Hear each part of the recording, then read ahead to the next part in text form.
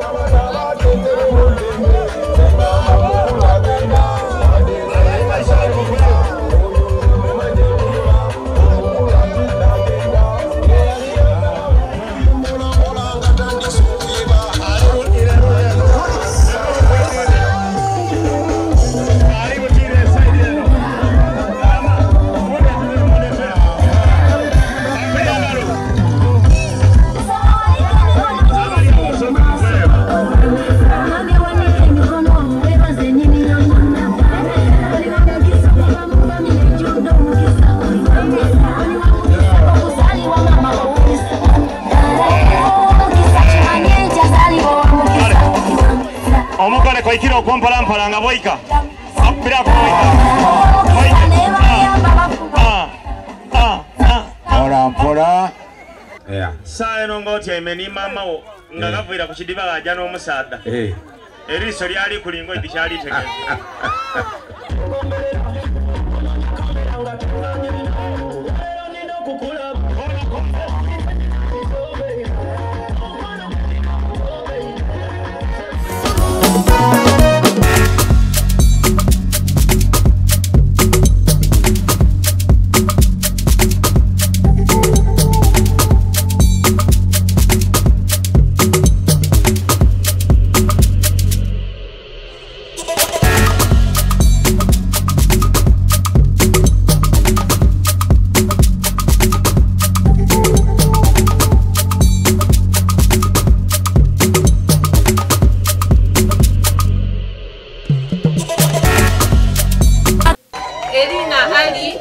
Litegeza bintu bingi ife twakibona mu apple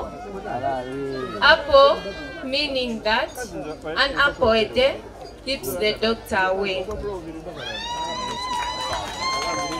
Letter L etegeza nti Ali is a loving person, loving in a way that he's such a romantic guy. Asokera kuncho yakwembera mukwa akemba mukwano mbadde mpula nengoba kulinde kumacha nga wakazuku kanaye tewebaka ten ten ten ten mukwano lero njagala omanye nti kwagala nga bwe nagamba luli mu kusooka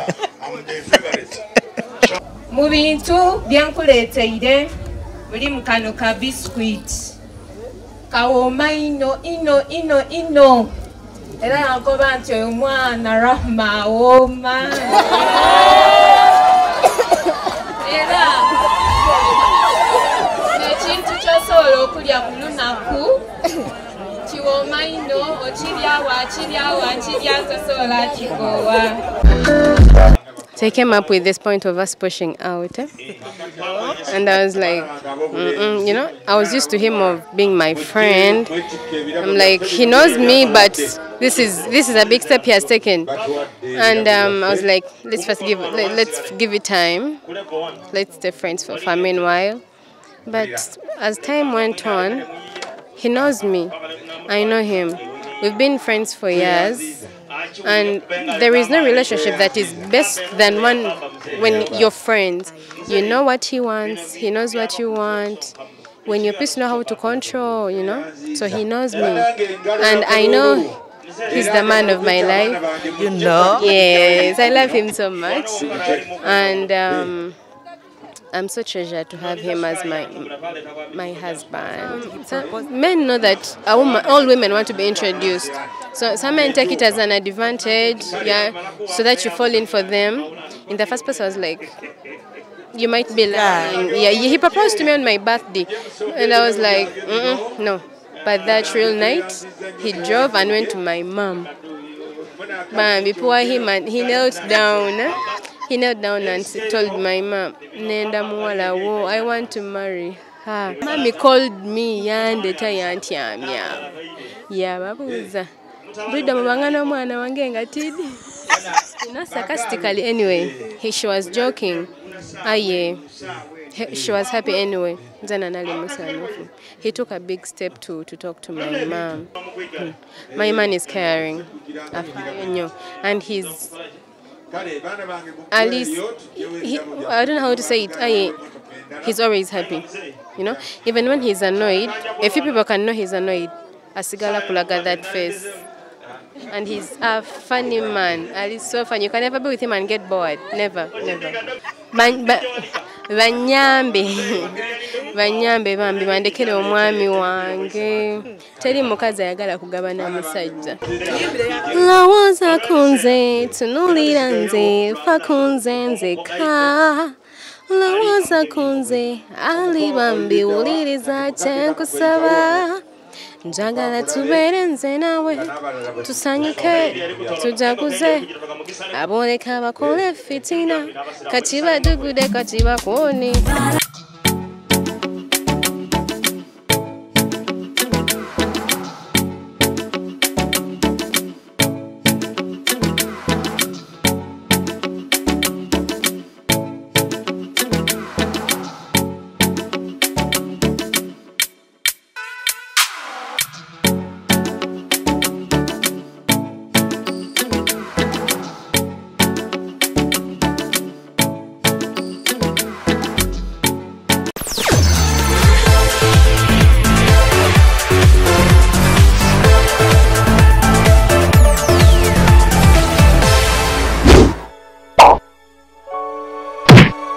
Thank you for supporting Wonders Just. May the good Lord bless you abundantly. Subscribe, share, and hit that bell for more truth videos.